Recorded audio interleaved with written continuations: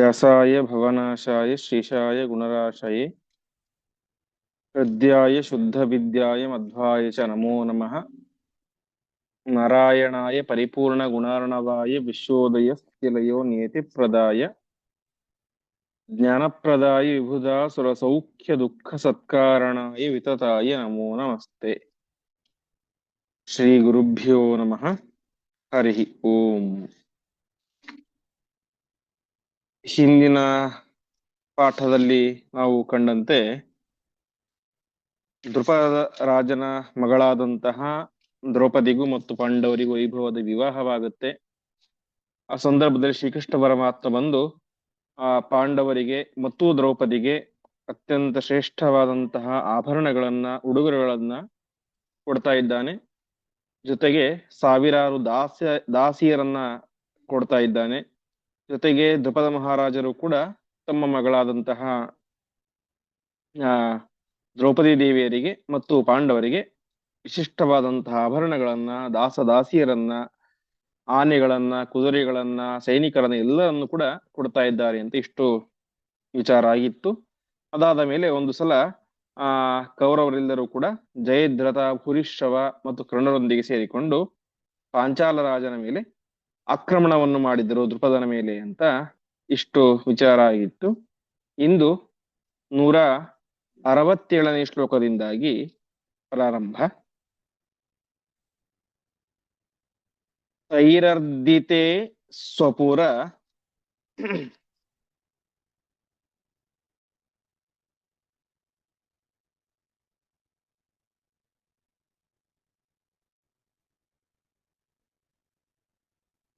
ಆಶುಸ ಸೋಮಕಾನಾಂ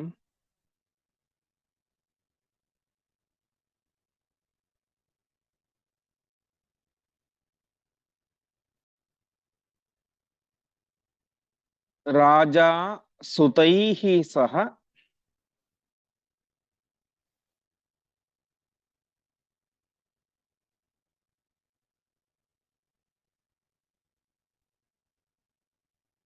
ಸಸೈನಿಕ ಉದ್ಗತೋಭೂತ್.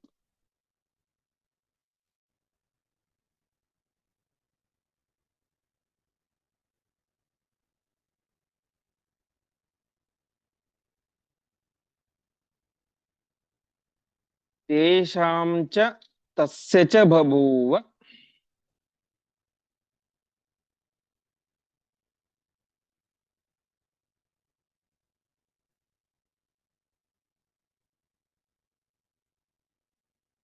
ಮಹಾನ್ ವಿಮರ್ದಃ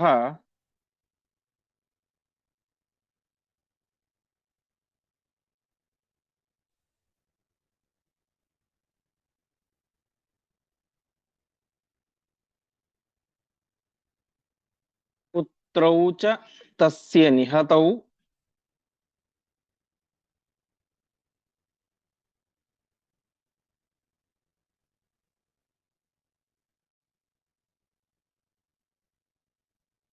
ವಿಧುತಾಶ್ಚ ಸೈನ್ಯಾಃ.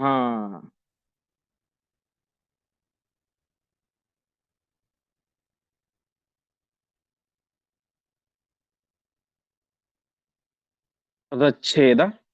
ತೈಃ ಅರ್ದಿತೆ ಸ್ವಪುರೇ ಆಶು ಸಹ ಸೋಮಕಾನಾಂ ರಾಜ ಸುತೈಃ ಸಹ ಸಸೈನಿಕಃ ಉದ್ಗತಃ ಅಭೂತ್.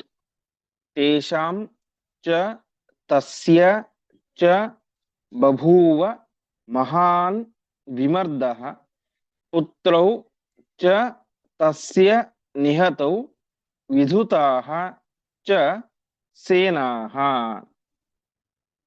ಈ ರೀತಿಯಾಗಿ ತೈಹಿ ಆ ಕೌರವರೆಲ್ಲರೂ ಕೂಡ ಸೇರಿಕೊಂಡು ಸ್ವಪುರ ತನ್ನ ಪಟ್ಟಣವನ್ನ, ಅರ್ಥಾತ್ ದ್ರುಪದನ ಪಟ್ಟಣವನ್ನ ಆಕ್ರಮಣ ಮಾಡಿದಾಗ ಸೋಮಕಾನಾಂ ರಾಜ, ಸೋಮಕರು ಅಂತಂದ್ರೆ ಆ ಪಾಂಚಾಲ ದೇಶದ ಪ್ರಜೆಗಳಿಗೆ ಒಂದು ಹೆಸರಿತ್ತು, ಸೋಮಕರು ಅಂತ. ಅಂತಹ ಸೋಮಕರ ರಾಜನಾದಂತಹ ದ್ರುಪದ ಮಹಾರಾಜ ಸುತೈಹಿ ಸಹ ಸಸೈನಿಕ, ತನ್ನ ಮಕ್ಕಳೊಟ್ಟಿಗೆ ಮತ್ತು ಸೈನಿಕರೊಟ್ಟಿಗೆ ಬಂದು ತಾನೇನಾಡಿದ, ಉದ್ಗತಃ ಅಭೂತ್, ನಗರದಿಂದ ಹೊರಗಡೆ ಬಂದ್ಬಿಟ್ಟ, ವಾಸ್ತವಿಕವಾಗಿ ಅವನಿಗೆ ಏನಿತ್ತು, ನಗರದಿಂದ ಹೊರಗಡೆ ಬಂದ್ರೆ ಅವನನ್ನು ಸೋಲಿಸಬಹುದು ಅಂತ ವರ ಇತ್ತು. ನಗರದಿಂದ ಒಳಗಡೆ ಇದ್ರೆ ಸೋಲಿಸ್ಲಿಕ್ಕೆ ಸಾಧ್ಯ ಇಲ್ಲ ಅಂತ ಸೂರ್ಯನ ವರ ಇತ್ತು. ಆದರೆ ಅವನು ಯುದ್ಧ ಮಾಡ್ತಾ ಮಾಡ್ತಾ ನಗರದಿಂದಾಗಿ ಯೋಜನ ದೂರ ಹೊರಗಡೆ ಬಂದ್ಬಿಟ್ಟ. ಅದರಿಂದ ಏನಾಯ್ತು, ತೇಷಾಂಚ ತಸ್ಯ ಚ ಬಭೂವ ಮಹಾನ್ ವಿಮರ್ದ.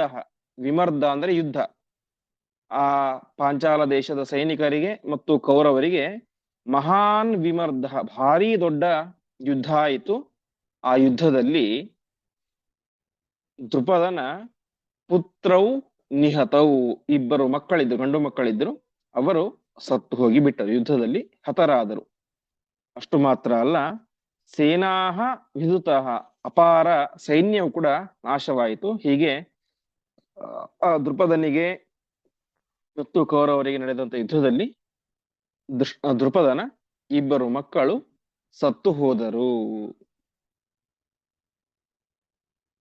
ಚಿತ್ರೇ ಹತೆ ಸಮರ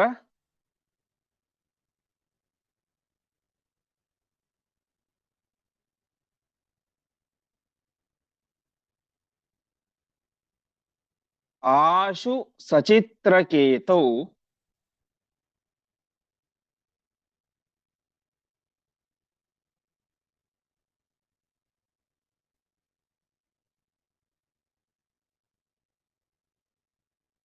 ಧಾವತ್ಸು ಸೈನಿಕ ವರೇಶು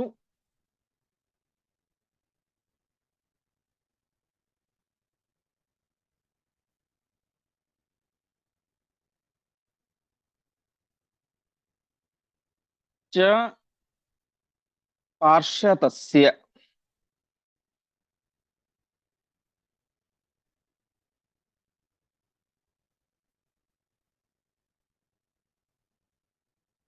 ಪಾರ್ಥಾರಥೈರಭಿಯಯುಃ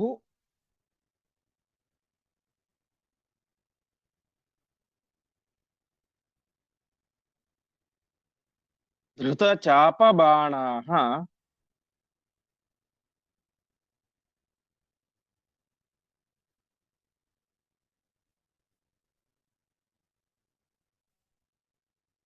ವೈಚಿತ್ರವೀರ್ಯತನಯಾನ್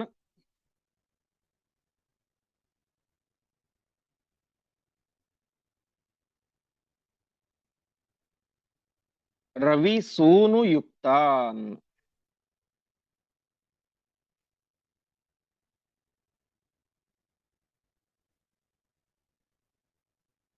ಪದಚ್ಛೇದ. ಚಿತ್ರೇ ಹತೆ ಸಮರೆ ಆಶು ಸಚಿತ್ರಕೇತೌ ಧಾವತ್ಸು ಸೈನಿಕವರೇಷು ಚ ಪಾರ್ಷತಸ್ಯ ಪಾರ್ಥಾಃ ರಥೈಃ ಅಭಿಯಯುಃ ಧೃತಚಾಪಬಾಣಾಃ ವೈಚಿತ್ರವೀರ್ಯತನಯಾನ್ ರವಿಸೂನುಯುಕ್ತಾನ್. ಯುದ್ಧದಲ್ಲಿ ಇಬ್ಬರು ಮಕ್ಕಳು ಸತ್ರು ಅಂತ ಹೇಳಿದ್ರು. ಯಾರು ಅಂತ ಈಗ ಹೇಳ್ತಾ ಇದ್ದಾರೆ. ಚಿತ್ರೇ ಸ ಚಿತ್ರಕೇತು, ಚಿತ್ರ ಮತ್ತು ಚಿತ್ರಕೇತು ಅಂತ ಇಬ್ಬರು ಗಂಡು ಮಕ್ಕಳಿದ್ದರು. ಅವರಿಬ್ಬರು ಕೂಡ ಸಮರೇ ಹತೆ, ಯುದ್ಧದಲ್ಲಿ ಸತ್ತು ಹೋದ್ರು. ಆವಾಗ ಯಾವಾಗ ರಾಜಕುಮಾರರೇ ಸತ್ತು ಹೋದ್ರು, ದೃಪದನ ಮಕ್ಕಳೇ ಸತ್ತು ಹೋದ್ರು, ಆವಾಗ ಪಾರ್ಷತಸ್ಯ ಸೈನಿಕ ವರೇಶು ಧಾವತ್ಸು. ಪಾರ್ಷತ ಅಂದ್ರೆ ದೃಪದ. ಆ ದೃಪದನ ಸೈನಿಕರ ಸಾಮಾನ್ಯರಲ್ಲ, ಸೈನಿಕ ವರ, ಶ್ರೇಷ್ಠ ಸೈನಿಕರು. ಆದರೆ ಯಾವಾಗ ತಮ್ಮ ರಾಜಕುಮಾರರೇ ಸತ್ತು ಹೋದ್ರೋ ಆವಾಗ ಅವರೆಲ್ಲರೂ ಕೂಡ ಯುದ್ಧರಂಗದಿಂದಾಗಿ ಧಾವತ್ಸು, ಪಲಾಯನವನ್ನ ಮಾಡ್ತಾ ಇದ್ದಾರೆ. ಆವಾಗ ಅಲ್ಲಿಗೆ ಪ್ರವೇಶ ಮಾಡ್ತಾ ಇದ್ದಾರೆ ಪಾರ್ಥಾಹ, ಪಾಂಡವರು.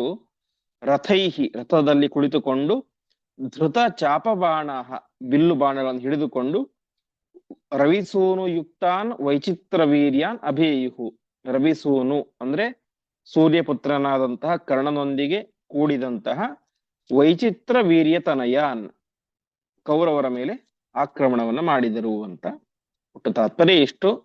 ದೃಪದನ ಇಬ್ಬರು ಮಕ್ಕಳು ಸತ್ತು ಹೋದ್ರು. ಸತ್ತು ಹೋದಾಗ ಅವನ ಸೈನಿಕರೆಲ್ಲರೂ ಕೂಡ ಓಡಿ ಹೋದ್ರು. ಆವಾಗ ಪಾಂಡವರು ಬಂದು ಯುದ್ಧವನ್ನ ಪ್ರಾರಂಭ ಮಾಡಿದರು. ಮುಂದೆ ತೈಸ್ತೇಷು ಪಂಚಸು ಸಮಂ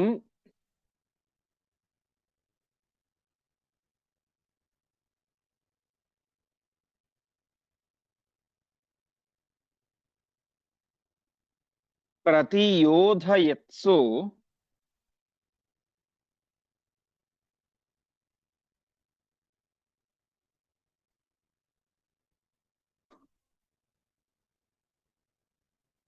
भूरिश्रवाः स रविजः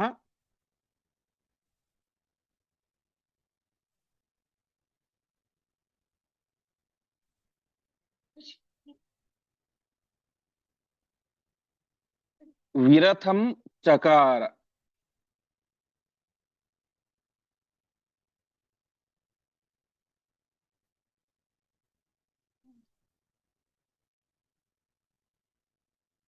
शक्रात्मजं तदनु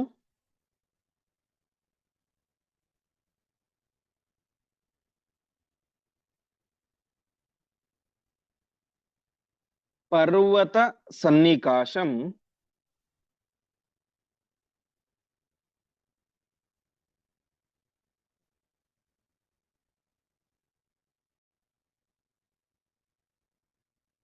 दोर्भ्यां तु मारुतिः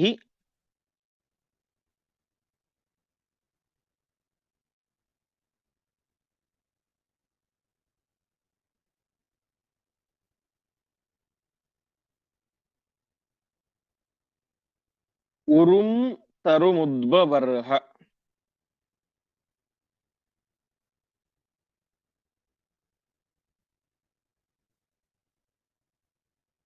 पदच्छेद तैः तेषु पञ्चसु समं प्रतियोधयत्सु भूरिश्रवाः स रविजः विरथं चकार।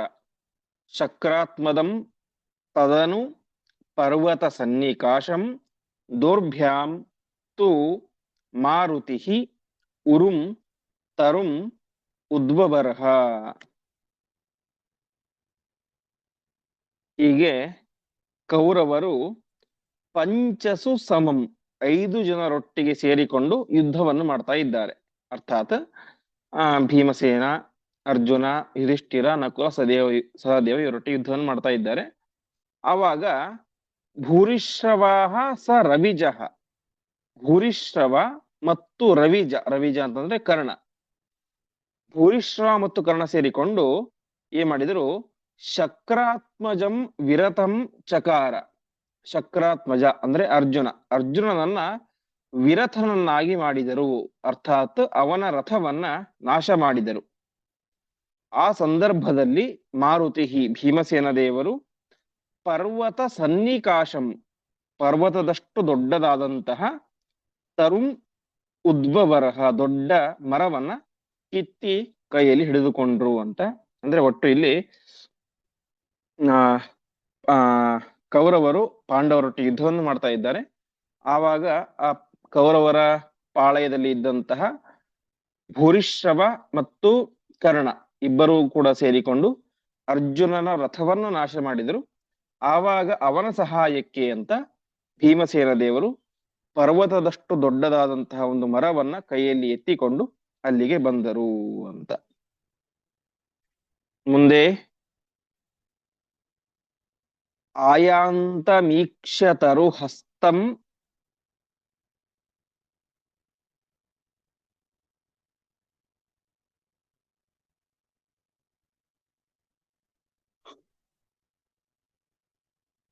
ಇಮಂ ಸಮೀರ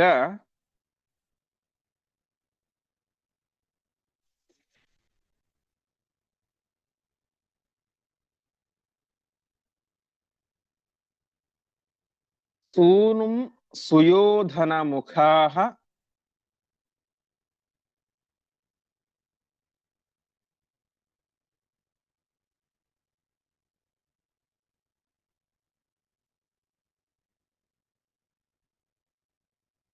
ನಿಖಿಲಾಹ ಸಕರ್ಣಾಹ.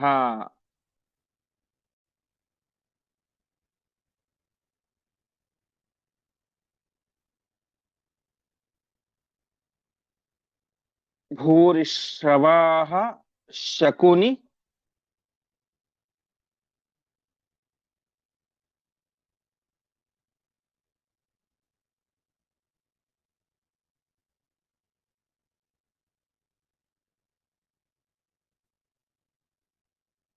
ಭೂರಿ ಜಯದ್ರಥಾಶ್ಚ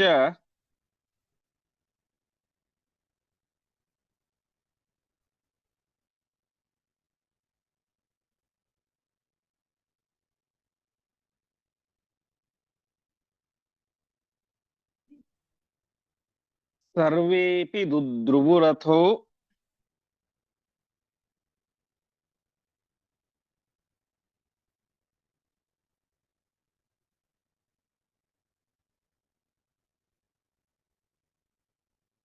ವಿವಿಶುಃ ಪುರಂ ಸ್ವಂ.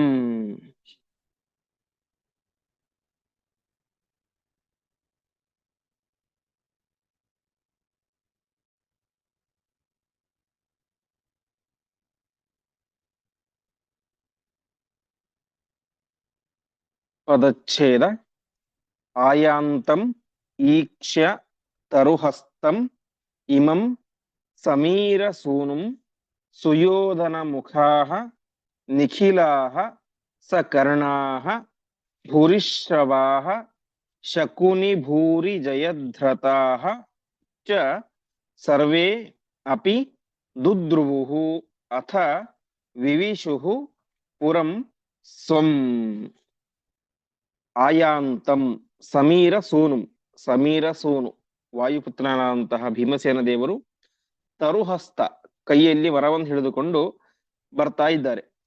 ಅವರನ್ನು ನೋಡಿದಂತಹ ಸುಯೋಧನ ಮುಖಾಹ ನಿಖಿಲಾಹ ಸಕರ್ಣಾಹ ಭೂರಿಶ್ರವಾಹ, ದುರ್ಯೋಧನನೇ ಮೊದಲಾದಂತಹ ಎಲ್ಲರೂ, ಕರ್ಣ, ಭೂರಿಶ್ರವ, ಶಕುನಿ, ಭೂರಿ, ಜಯದ್ರಥ, ಹೀಗೆ ಪ್ರತಿಯೊಬ್ಬರು ಕೂಡ ಏನ್ ಮಾಡಿದ್ರು, ಆ ಯುದ್ಧರಂಗದಿಂದಾಗಿ ದುದ್ರುವುಹು ಪಲಾಯನವನ್ನ ಮಾಡ್ತಾ ಇದ್ದಾರೆ.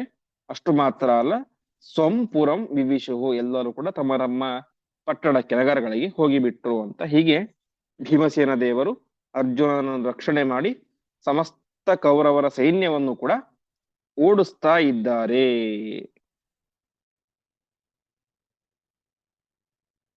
ಮುಂದೆ ಜ್ಞಾತ್ವಾ ಸಮಸ್ತಮಪಿ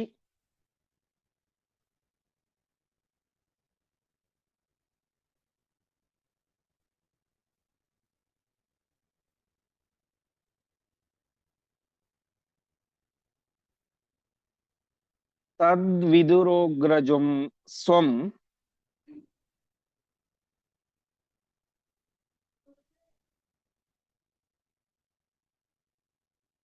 ವರ್ಧಂತ ಏವ ತನಯಾಃ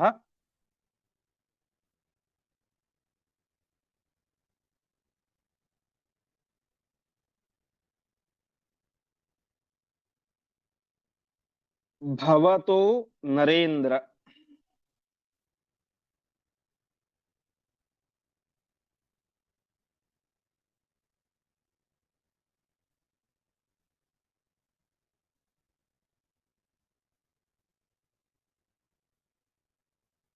ಇತ್ಯಾಹ ಸೋಪಿ ಮುದಿತಃ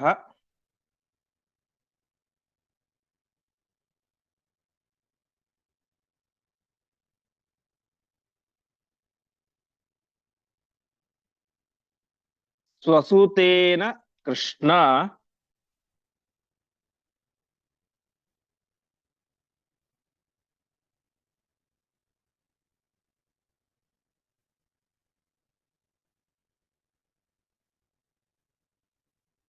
ಪ್ರಾಪ್ತೇತಿ ಭೂಷಣ.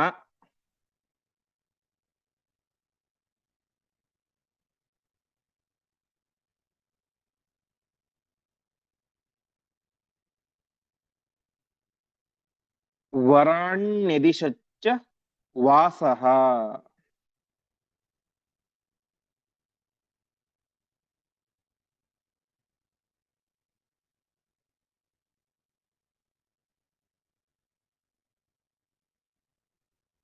ಪದಚ್ಛೇದ. ಜ್ಞಾತ್ವ ಸಮಸ್ತಂ ಅಪಿ ತತ್ ವಿದುರಃ ಅಗ್ರಜಂ ಸ್ವಂ ವರ್ಧಂತಃ ಏವ ತನಯಾಃ ಭವತಃ ನರೇಂದ್ರ ಇತಿ ಆಹ ಸೋಪಿ ಸಹ ಅಪಿ ಮುದಿತಃ ಸ್ವಸುತೇನ ಕೃಷ್ಣಾ ಪ್ರಾಪ್ತಾ ಇತಿ ಭೂಷಣ ವರಾಣಿ ಅದಿಶತ್ ಚ ವಾಸಃ. ಇದು ಇಲ್ಲಿಯ ತನಕ ನಡೆದಂತಹ ಘಟನೆ. ಮತ್ತೆ ಆಚಾರ್ಯರು ಕಥೆಯಲ್ಲಿ ಸ್ವಲ್ಪ ಹಿಂದೆ ಹೋಗ್ತಾರೆ. ಅರ್ಥಾತ್ ದ್ರೌಪದಿಯ ಸ್ವಯಂವರ ಆಯಿತು. ದ್ರೌಪದಿಯ ಸ್ವಯಂವರ ಆದ ಮೇಲೆ ಕೌರವರು ಪಾಂಡವರ ಮೇಲೆ ಯುದ್ಧಕ್ಕೆ ಅಂತ ಬರ್ತಾರೆ. ಆವಾಗ ಅರ್ಜುನ ಮತ್ತು ಭೀಮ ಇಬ್ಬರು ಕೂಡ ಸೇರಿಕೊಂಡು ಎಲ್ಲರನ್ನು ಕೂಡ ಓಡಿಸ್ತಾರೆ ಅಂತ ಹಿಂದೆ ಏನು ಕಥೆಯಾಗಿತ್ತಲ್ಲ, ಸ್ವಯಂವರದ ಅನಂತರ ನಡೆದಂತಹ ಘಟನೆ. ಆ ಘಟನೆಗೆ ಮತ್ತೆ ಆಚಾರ್ಯರು ಹಿಂತಿರುಗ್ತಾ ಇದ್ದಾರೆ. ವಿದುರಃ, ವಿದುರ ಇದ್ದ. ವಿದುರ ಸಮಸ್ತಮಪಿ ಜ್ಞಾತ್ವ, ಅವನಿಗೆ ಎಲ್ಲವನ್ನು ಕೂಡ ತಿಳಿದುಕೊಂಡ. ಅರ್ಥಾತ್ ದ್ರೌಪದಿ ಸ್ವಯಂವರದಲ್ಲಿ ಪಾಂಡವರು ದ್ರೌಪದಿಯ ಗೆದ್ದದ್ದು ಎಲ್ಲವನ್ನು ಕೂಡ ಅವನಿಗೆ ಗೊತ್ತಾಯಿತು. ಅಂದ್ರೆ ಇದೇನಾಗಿತ್ತು, ವಾಸ್ತವಿಕವಾಗಿ ಕೌರವರು ಸ್ವಯಂವರಕ್ಕೆ ಹೋಗಿದ್ದಾರೆ. ಸ್ವಯಂವರದಲ್ಲಿ ಅರ್ಜುನ ದ್ರೌಪದಿ ಗೆದ್ದಿದ್ದಾನೆ. ಕೌರವರು ಪಾಂಡವರ ಮೇಲೆ ಆಕ್ರಮಣವನ್ನು ಮಾಡಿದರು. ಪಾಂಡವರು ಕೌರವರನ್ನು ಸೋಲಿಸಿದರು. ಆವಾಗ ಕೌರವರು ಇನ್ನೂ ಕೂಡ ತಮ್ಮ ನಗರಕ್ಕೆ ವಾಪಸ್ ಬಂದಿಲ್ಲ. ಪಾಂಚಾಲ ನಗರದಿಂದಾಗಿ ಹಸ್ತಿನಾವತಿಗೆ ಬಂದಿಲ್ಲ. ಆ ಬರುವ ಮಧ್ಯದ ಸಂದರ್ಭದಲ್ಲಿ ನಡೆದಂತಹ ಒಂದು ಘಟನೆ ಅಂತ ವ್ಯಾಖ್ಯಾನಕಾರರು ಹೇಳ್ತಾ ಇದ್ದಾರೆ. ವರದರಾಜಾಚಾರ್ಯ ಹೇಳ್ತಾರೆ, ಸ್ವಯಂವರಾರ್ಥಂ ನಿರ್ಗತಾನಾಂ ಸ್ವಯಂವರ ಸಮಯೇ ಕೃತ ಯುದ್ಧಾನಾಂ ದುರ್ಯೋಧನಾದೀನಾಂ ಪುರ ಪ್ರವೇಶಾತ್ ಪ್ರಾಕ್ ಪ್ರವೃತ್ತಾಂ ಕಥಾಮಾಹ. ಸ್ವಯಂವರಕ್ಕೆ ಅಂತ ಹೋಗಿದ್ದರು, ಸ್ವಯಂವರ ಸಮಯದಲ್ಲಿ ಯುದ್ಧವನ್ನ ಮಾಡಿದರು. ಆ ದುರ್ಯೋಧನಾದಿಗಳು ಪುರ ಪ್ರವೇಶಾತ್ ಪ್ರಾಕ್, ಹಸ್ತಿನಾವತಿಗೆ ಬರುವುದಕ್ಕಿಂತ ಮುಂಚೆ ನಡೆದಂತಹ ಘಟನೆಯನ್ನ ತಿಳಿಸ್ತಾ ಇದ್ದಾರೆ. ಸ್ವಯಂವರದ ಸಂದರ್ಭದಲ್ಲಿ ನಡೆದಂತಹ ಘಟನೆ. ವಿದುರನಿಗೆ ಎಲ್ಲವೂ ಕೂಡ ಗೊತ್ತಾಗ್ಬಿಡ್ತು ಅಂತೆ, ಸೇವಕರ ಮೂಲಕ, ಚಾರರ ಮೂಲಕ. ಮತ್ತು ಸ್ವಯಂ ವಿದುರ ಒಳ್ಳೆಯ ದೊಡ್ಡ ಜ್ಞಾನಿ. ಅವನು ತನ್ನ ಪ್ರತಿಭೆ ಬಲದಿಂದಾಗಿ ಅವನಿಗೆ ಗೊತ್ತಾಯಿತು ಪಾಂಡವರು ಎಲ್ಲವನ್ನು ಸ್ವಯಂವರದಲ್ಲಿ ಗೆದ್ದಿದ್ದಾರೆ ಅಂತ. ಆವಾಗ ಅವನೇ ಮಾಡಿದ, ಧೃತರಾಷ್ಟ್ರನ ಹತ್ರ ಬಂದ. ವಿದುರ ಧೃತರಾಷ್ಟ್ರನ ಹತ್ರ ಒಂದು ಹೇಳ್ತಾ ಇದ್ದಾನೆ, ನರೇಂದ್ರ ರಾಜನೇ, ತನಯಾಹ ವರ್ಧಂತೆ ಏವ, ನಿನ್ನ ಮಕ್ಕಳು ಗೆದ್ದು ಬೀಗ್ತಾ ಇದ್ದಾರೆ, ವಿಜಯಶಾಲಿಗಳಾಗಿದ್ದಾರೆ ಎಂಬುದಾಗಿ ವಿದುರ ಧೃತರಾಷ್ಟ್ರನಿಗೆ ಹೇಳಿದ. ವಿದುರ ಧೃತರಾಷ್ಟ್ರನಿಗೆ ಹೇಳಿದ, ನಿನ್ನ ಮಕ್ಕಳು ಸ್ವಯಂವರದಲ್ಲಿ ಗೆದ್ದು ಇದ್ದಾರೆ ಅಂತ ಹೇಳಿದ. ಇಷ್ಟು ಹೇಳಿದಾಗ ಧೃತರಾಷ್ಟ್ರನಿಗೆ ಭಾರಿ ಸಂತೋಷ ಆಗ್ಬಿಡ್ತು ಅಂತೆ. ಮುದಿತಃ, ಸಂತೋಷದಿಂದಾಗಿ ಅವನೇ ಮಾಡಿದ, ಸ್ವಸೂತೇನ ಕೃಷ್ಣ ಪ್ರಾಪ್ತ. ಸ್ವಸೂತ ಅಂದ್ರೆ ತನ್ನ ಮಗ, ಅರ್ಥಾತ್ ದುರ್ಯೋಧನ ಕೃಷ್ಣೆಯನ್ನ ಅರ್ಥಾತ್ ದ್ರೌಪದಿಯನ್ನ ಪಡೆದುಕೊಂಡಿದ್ದಾನೆ ಅಂತ ಸಂತೋಷಗೊಂಡು ಆ ವಿಚಾರವನ್ನು ತಿಳಿಸಿದಂತಹ ವಿದುರನಿಗೆ ಭೂಷಣ ವರಾಣಿ ವಾಸಃ ಅದಿಶತ್, ಉತ್ತಮವಾದಂತಹ ಆಭರಣಗಳನ್ನ ಮತ್ತು ವಾಸಃ, ವಾಸ ಅಂದ್ರೆ ಬಟ್ಟೆಗಳನ್ನ ಕೊಟ್ಟ ಅಂತ. ತಾತ್ಪರ್ಯ ಎಷ್ಟು, ಸ್ವಯಂವರ ಮುಗಿದು ಕೌರವರು ಯುದ್ಧದಲ್ಲಿ ಸೋತು ಇನ್ನೂ ತಮ್ಮ ನಗರಕ್ಕೆ ಪ್ರವೇಶ ಮಾಡಿಲ್ಲ. ಇದು ಹೇಳ್ತಾ ಇರೋದು ಈಗ ನಡೆದಂತಹ ಯುದ್ಧ ಅಲ್ಲ, ಹಿಂದೆ ನಡೆದಂತಹ ಯುದ್ಧ. ಸ್ವಯಂವರ ಆದ ತಕ್ಷಣ ಅಲ್ಲಿ ನಡೆದಂತಹ ಯುದ್ಧ. ಅವರಿನ್ನು ತಮ್ಮ ಮನೆಗೆ ಬಂದಿಲ್ಲ. ಆವಾಗ ವಿದುರನಿಗೆ ಈ ವಿಚಾರ ಗೊತ್ತಾಗುತ್ತೆ. ತಕ್ಷಣ ಅವನು ಧೃತರಾಷ್ಟ್ರನ ಹತ್ರ ಬಂದು ಹೇಳ್ತಾ ಇದ್ದಾನೆ, ನಿನ್ನ ಮಕ್ಕಳು ಸ್ವಯಂವರದಲ್ಲಿ ಗೆದ್ದಿದ್ದಾರೆ ಅಂತ. ಆವಾಗ ಸಹಜವಾಗಿ ಧೃತರಾಷ್ಟ್ರ ಏನ್ ಅನ್ಕೊಂಡ, ನನ್ನ ಮಕ್ಕಳು ಅಂದ್ರೆ ಯಾರು, ದುರ್ಯೋಧನಾದಿಗಳೇ. ಹಾಗಾಗಿ ದುರ್ಯೋಧನನೇ ದ್ರೌಪದಿಯನ್ನು ಗೆದ್ದಿದ್ದಾನೆ ಅಂತ ಕೇಳಿ ಭಾರಿ ಸಂತೋಷದಿಂದಾಗಿ ಆ ವಿಚಾರವನ್ನು ತನ್ನ ಕಿವಿಗೆ ತಿಳಿಸಿದಂತಹ ವಿದುರನಿಗೆ ಅನೇಕ ಆಭರಣಗಳನ್ನ, ಬಟ್ಟೆಗಳನ್ನ ಎಲ್ಲವನ್ನು ಕೂಡ ಕೊಟ್ಟ ಅಂತ. ಮುಂದೆ ಪಾರ್ಥ ಇತಿ ಸ್ಮ ವಿದುರಃ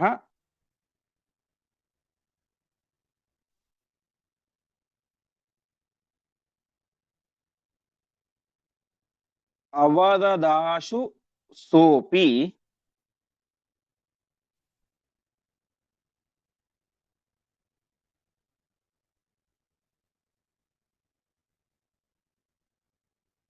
ಸ್ವಾಕಾರ ಗೂಹನ ಪರಃ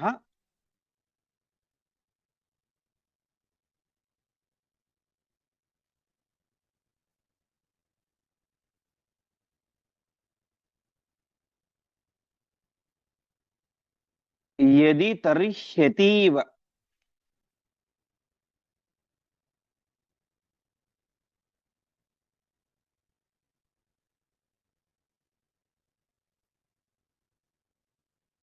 ಭದ್ರಂ ಮೃತಾಃ ನಹಿ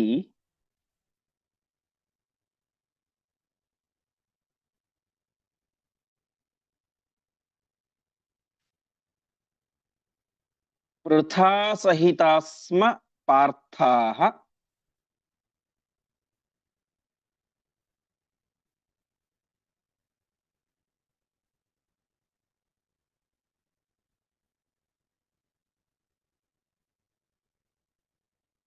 ತೇಷಾಂ ಪ್ರವೃತ್ತಿಮಪಿ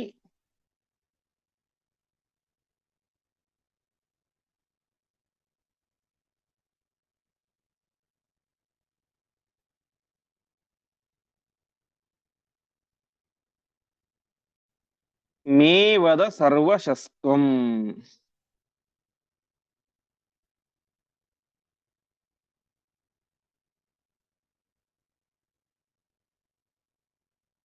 ಪದಚ್ಛೇದ ಜ್ಞಾತ್ವಾ ಸಮಸ್ತಂ ಅಪಿ ತತ್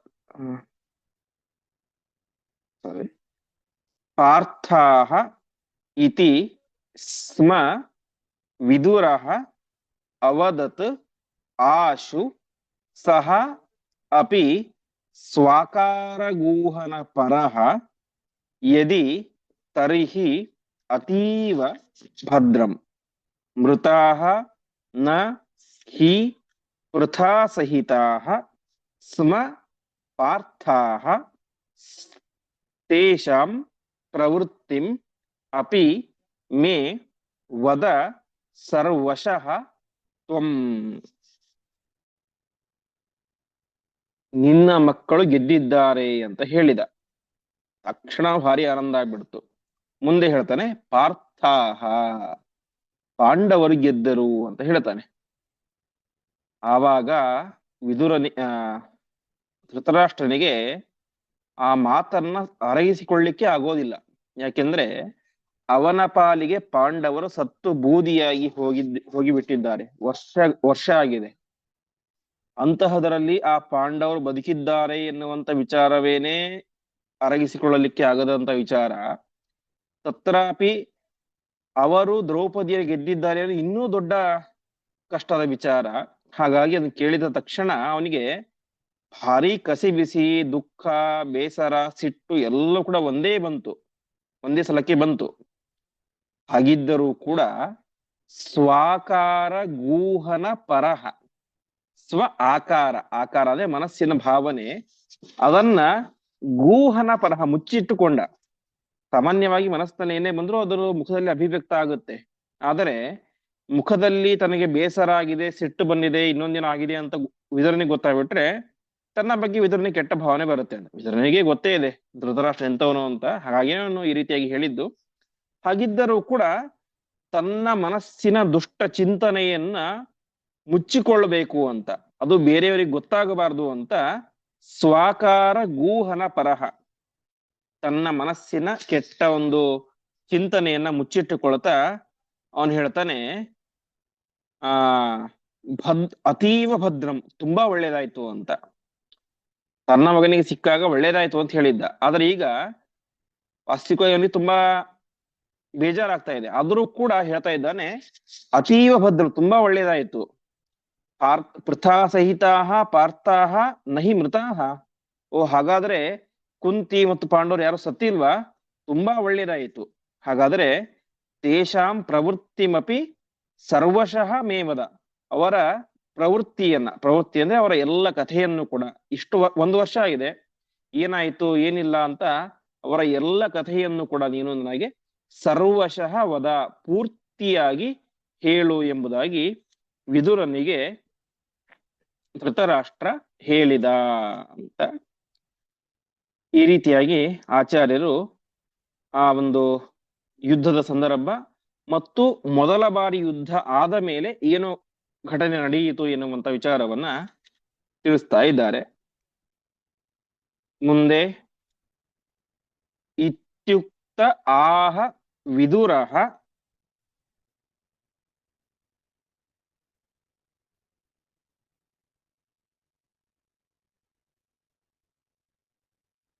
ಸಹಿಡಿಂಬ ವಧ್ಯಾ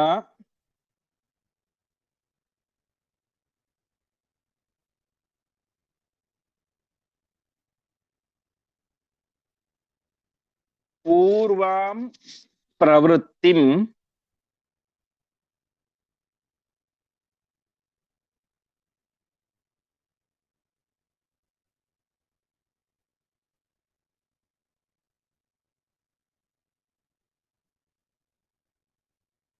ಅಖಿಲಾಮಪಿ ಲಕ್ಷ್ಯ ವೇದಂ.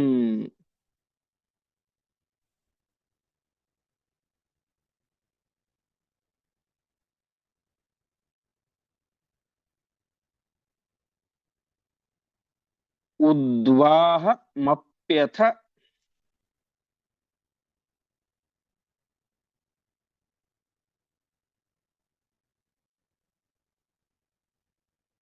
ನದೀಜಮುಖಾಶ್ಚ ಸರ್ವೇ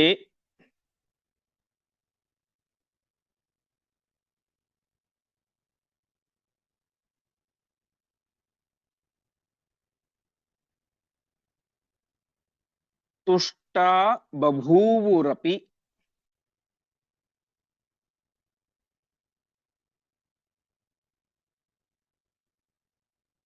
ವತ್ಸರಮೂಷುರೇವಂ.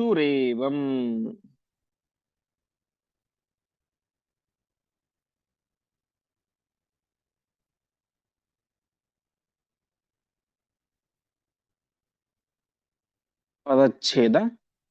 ಇತಿ ಉಕ್ತಃ ಆಹ ವಿದುರಃ ಸಹ ಹಿಡಿಂಬವದ್ಧ್ಯಾ ಪೂರ್ವಾಂ ಪ್ರವೃತ್ತಿಂ ಅಖಿಲಾಂ ಅಪಿ ಲಕ್ಷ್ಯವೇಧಂ ಉದ್ವಾಹಂ ಅಪಿ ಅಥ ನದೀಜಮುಖಾಃ ಚ ಸರ್ವೇ ತುಷ್ಟಾಃ ಬಭೂವುಃ ಅಪಿ ವತ್ಸರಂ ಊಷುಃ ಏವಂ.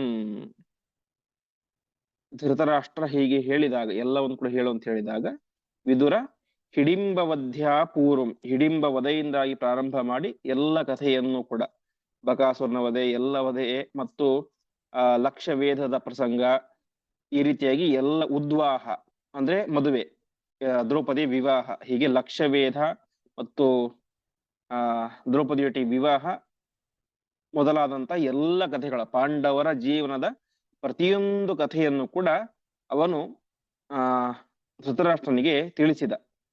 ಅದನ್ನು ಕೇಳಿದಂತಹ ನದೀಜ ಮುಖಾಹ ಸರ್ವೆ. ನದೀಜ ಅಂದ್ರೆ ಭೀಷ್ಮ, ನದಿ ಅಂದ್ರೆ ಗಂಗಾ ನದಿ, ಜ ಅಂದ್ರೆ ಹುಟ್ಟಿದವನು, ಗಂಗೆಯ ಪುತ್ರ ಗಾಂಗೇಯ ಭೀಷ್ಮ, ಭೀಷ್ಮಾಚಾರ್ಯರೇ ಮೊದಲಾದಂತಹ ಸರ್ವೇ ತುಷ್ಟ ಬಭೂವು, ಎಲ್ಲರೂ ಭಾರಿ ಆನಂದ ಪಟ್ಟರು. ಎಲ್ಲರೂ ಭಾರಿ ಆನಂದ ಪಟ್ಟರೂ ಕೂಡ ಪಾಂಡವರು ವತ್ಸರಂ ಮೂಷುಹು, 1 ವರ್ಷಗಳ ಕಾಲ ದೃಪದನ ಮನೆಯಲ್ಲಿ ವಾಸವಾಗಬೇಕಾಯಿತು ಅಂತ. ಅಂದರೆ ಪಾಂಡವರು ಬದುಕಿದ್ದಾರೆ ಎನ್ನುವಂತಹ ವಿಚಾರ ಗೊತ್ತಾಯಿತು, ಅವರ ಮದುವೆ ಆಯ್ತು ಗೊತ್ತಾಯಿತು, ಎಲ್ಲ ವಿಚಾರಗಳು ಗೊತ್ತಾದರೂ ಕೂಡ ಧೃತರಾಷ್ಟ್ರನಾಗಲಿ ಭೀಷ್ಮಾಚಾರ್ಯರಾಗಲಿ ಪಾಂಡವರನ್ನ ತಮ್ಮ ನಗರಕ್ಕೆ, ತಮ್ಮ ಮನೆಗೆ, ಹಸ್ತಿನಾವತಿಗೆ ವಾಪಸ್ ಕರೆಸಿಕೊಳ್ಳುವಂತಹ ವಿಚಾರವನ್ನೇ ಮಾಡಲಿಲ್ಲ. ಹೀಗೆ ಪಾಂಡವರು 1 ವರ್ಷಗಳ ಕಾಲ ಅಲ್ಲಿ ವಾಸವಾಗಿದ್ದರು ಎಂಬುದಾಗಿ ತಿಳಿಸ್ತಾ ಇದ್ದಾರೆ. ಇದರ ಮಧ್ಯದಲ್ಲಿ ನಮಗೆಲ್ಲ ಬರುವಂತಹ ಒಂದು ದೊಡ್ಡ ಪ್ರಶ್ನೆ,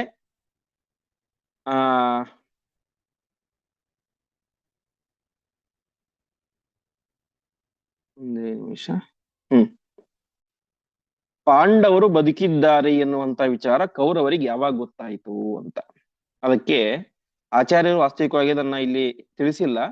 ಮಹಾಭಾರತದ ಆದಿಪರ್ವದ 200ನೇ ಅಧ್ಯಾಯದಲ್ಲಿ ಈ ಮಾತು ಬರುತ್ತೆ. ತಥೋ ರಾಜ್ಞಾಂ ಚರೈರಾಪ್ತೈಃ ಚಾರಃ ಸಮುಪನೀಯತೆ ಪಾಂಡವೈರುಪಸಂಪನ್ನ ದ್ರೌಪದಿ ಬಹುವಿಸ್ತ್ವಿತಿ ಅಂತ. ಒಂದು ನಮಗೆ ಈ ವಿಚಾರದಿಂದ ಗೊತ್ತಾಗುತ್ತೆ, ಏನು, ವಿದುರ ಅಲ್ಲಿ ಹೇಳಿದಾಗ ಆಮೇಲೆ ಅಲ್ಲಿ ಕೌರವರು ಬರ್ತಾರೆ, ಅವರಿಗೆ ವಿಚಾರ ಗೊತ್ತಾಗುತ್ತೆ ಅಂತ. ಇನ್ನೊಂದು ವಿಚಾರ ತಥೋರಾಜ್ಞಂ ಚರೈರಾಪ್ತಃ ಅಂತ ಜಗತ್ತಿನ ಎಲ್ಲ ಕಡೆಗೂ ಕೂಡ ಪಾಂಡವರು ಬದುಕಿದ್ದಾರೆ ಎನ್ನುವಂತ ವಿಚಾರಗಳು ಗೊತ್ತಾಯ್ತು ಅಂತೆ. ಹೇಗ್ ಗೊತ್ತಾಯ್ತು? ಎಲ್ಲ ರಾಜರುಗಳಿಗೂ ಕೂಡ ಏನಿರುತ್ತೆ, ಸ್ಪೈಗಳು ಅಂತ ಇರ್ತಾರೆ, ಗೂಢಚಾರರು ಅಂತ ಇರ್ತಾರೆ. ಆ ಗೂಢಚಾರರ ಮೂಲಕ ದ್ರೌಪದಿಯನ್ನ ಮದುವೆಯಾಗಿದ್ದು ಪಂಚ ಪಾಂಡವರು ಎನ್ನುವಂತ ವಿಚಾರ ಜಗತ್ತಿನ ಎಲ್ಲ ಕಡೆಗೂ ಕೂಡ ಗೊತ್ತಾಯಿತು ಅಂತ. ಇನ್ನು ಕೌರವರಿಗೆ ಸಹಜವಾಗಿ ಆ ಆ ಯಾರು ವಿದುರ ಧೃತರಾಷ್ಟ್ರನಿಗೆ ವಿಚಾರವನ್ನು ತಿಳಿಸಿದ. ಯಾವಾಗ ಕೌರವರು ಪಾಂಚಾಲ ನಗರದಿಂದಾಗಿ ವಾಪಸ್ ಬರುವುದಕ್ಕಿಂತ ಮುಂಚೆ, ಮೊದಲ ಬಾರಿ ಸ್ವಯಂವರಕ್ಕೆ ಹೋದಂಥವರು ವಾಪಸ್ ಬರುವುದಕ್ಕಿಂತ ಮುಂಚೆ ಈ ವಿಚಾರವನ್ನ ಧೃತರಾಷ್ಟ್ರನಿಗೆ ವಿದುರ ತಿಳಿಸಿದ. ಮತ್ತೆ ಕೌರವರು ಬಂದ ಮೇಲೆ ಸಹಜವಾಗಿ ಅವರಿಗೆ ಆ ವಿಚಾರ ಗೊತ್ತಾಗುತ್ತೆ. ಇಷ್ಟೆಲ್ಲ ಗೊತ್ತಾದ ಮೇಲೆ ಮತ್ತೆ 1 ವರ್ಷ ಆದ ಮೇಲೆ ಅವರೇನ್ ಮಾಡ್ತಾರೆ, ಮತ್ತೆ ಪುನಃ ಯುದ್ಧಕ್ಕೆ ಅಂತ ಹೋಗ್ತಾರೆ. ಆವಾಗ ಹೋದಂತಹ ಯುದ್ಧದ ಪ್ರಸಂಗ ಈಗ ಇವತ್ತು ನಾವು ಪಾಠದಲ್ಲಿ ಕೇಳಿದಂತಹ ಪ್ರಸಂಗ. ಮೊದಲ ಬಾರಿ ನಮಗೆಲ್ಲ ಗೊತ್ತೇ ಇರುವಂತೆ ಅವರಿನ್ನು ಬ್ರಾಹ್ಮಣ ವೇಷದಲ್ಲಿ ಇರ್ತಾರೆ ಪಾಂಡವರು. ಆವಾಗ ಯುದ್ಧ ಮಾಡಿ ಸೋತು ಬರ್ತಾರೆ. ಆವಾಗ ಬಂದ ಮೇಲೆ ಈ ವಿಚಾರ ಗೊತ್ತಾಗತ್ತೆ, ಯಾವಾಗ ವಿದುರ ತಿಳಿಸಿದಾಗ. ಅದಾದ ಮೇಲೆ ಮತ್ತೆ ಪುನಃ 1 ವರ್ಷ ಆದ ಮೇಲೆ ಇವರು ಯುದ್ಧಕ್ಕೆ ಅಂತ ಹೋಗ್ತಾರೆ. ಮತ್ತೆ ಆ ವಿಚಾರ ನಾಳೆ ಬರುತ್ತೆ. ಯುದ್ಧಕ್ಕೆ ಅಂತ ಹೋದಾಗ ವಿದುರ ಮತ್ತೇನನ್ನು ಧೃತರಾಷ್ಟ್ರನಿಗೆ ಬೋಧನೆಯನ್ನ ಮಾಡಿದ, ಅವರನ್ನು ವಾಪಸ್ ಕರೆಸಿಕೊಂಡು ಬಿಡು, ಯಾಕೆಂದ್ರೆ ಪಾಂಡವರು ಮಹಾ ಪರಾಕ್ರಮಶಾಲಿಗಳು, ಹಾಗೆ ಹೀಗೆ ಅಂತೆಲ್ಲ ತಿಳಿಸ್ತಾರೆ. ಆ ವಿಚಾರವನ್ನು ಮತ್ತೆ ನಾವು ನಾಳೆಯ ಪಾಠದಲ್ಲಿ ನೋಡೋಣ ಎಂಬುದಾಗಿ ಹೇಳ್ತಾ ಇಂದಿನ ಪಾಠವನ್ನ ಶ್ರೀಕೃಷ್ಣಾರ್ಪಣಮಸ್ತು.